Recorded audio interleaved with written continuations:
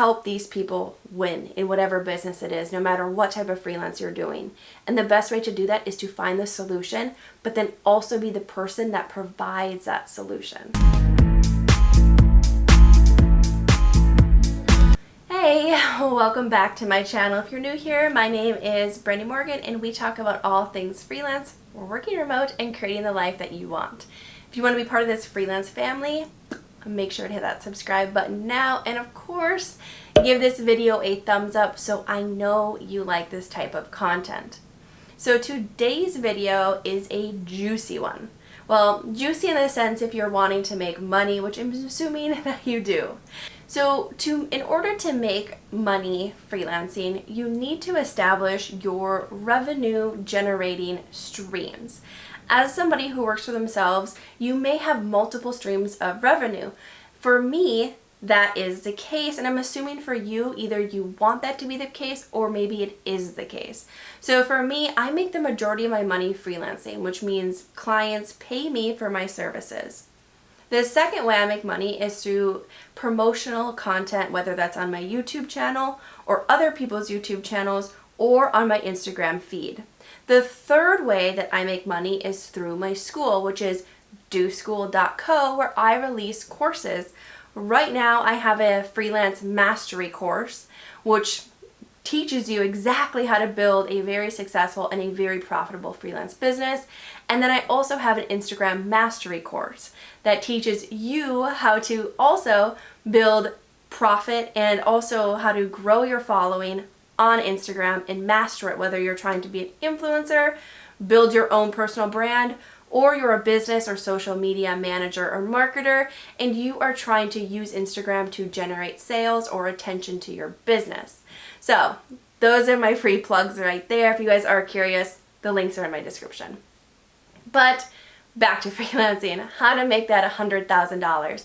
The first thing you obviously need to figure out is, do you want to make $100,000 before taxes, or are you wanting to actually take home that $100,000 yourself in your business? First, you need to understand if you are trying to make $100,000, you need to either have one client that's going to pay you $8,500 every month, or you going to have two clients that pay you $4,250 every month, or three that pay you, let's round up to $3,000 every month.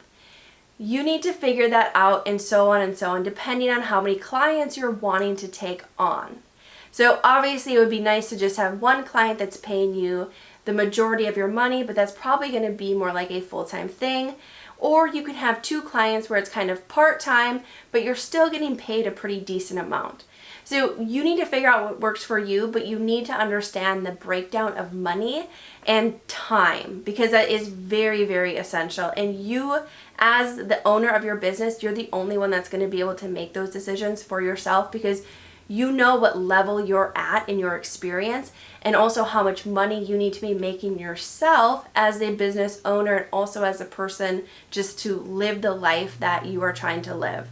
So financials and stuff like that are very personal, so you need to kind of understand that for yourself and your business, but knowing that breakdown should help you understand the type of money that you need to be making every single month to get to that $100,000. So the second part of this, so once you figure out your money breakdown or where you lie on there, the second thing is, well, how do I get clients to pay me that kind of money? So this is something that people ask me all the time, like, how do I actually get, good paying clients? I go into a lot of that in the Freelance Mastery course, like really great detail on how to reach those people. But the number one thing that I say, especially if you are trying to get to that $100,000, is a website called Crunchbase.com. So I pay for Crunchbase.com, which gives me certain insights and features that you may not get if you have a free account. So Crunchbase.com is an aggregation of all these companies that raise money. So when I talk about raise money, it's like VC money, venture capital money, or have raised money to get their business off the ground.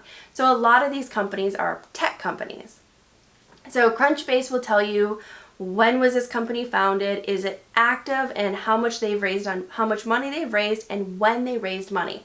So why is that important? Why is if they've raised money or when they raised money important? Well, if they've raised money, and maybe if they've done it recently, that means that they have money to pay you, right? Because in order to land a bigger contract, you need a company that has the big money to pay you that big contract. So Crunchbase.com is my #1 recommendation to people that are trying to find these like golden, or I don't even know what you would call them, but these contracts that you're like seeking after, like the golden ticket in Willy Wonka, if you're familiar with that. So Crunchbase.com, 100% recommend it. If you have questions about it, feel free to hit me in the comments. I use it, my husband uses it. It's just a great place to check on like what companies are doing and what companies are raising money. You can also like specify the category of company, because maybe you used to work at a company that did biotech. You can specify that on there, which would also make you a greater candidate for working with that company. Because like, oh, this person has background in what we already do, blah, blah, blah. You get the point.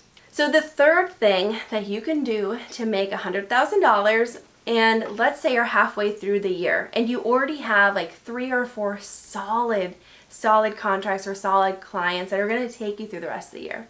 The third thing that you need to be doing is upselling your current clients or contract. So if you are someone in the web development space and you just do web design and web development for people, something that you should be upselling to them is SEO.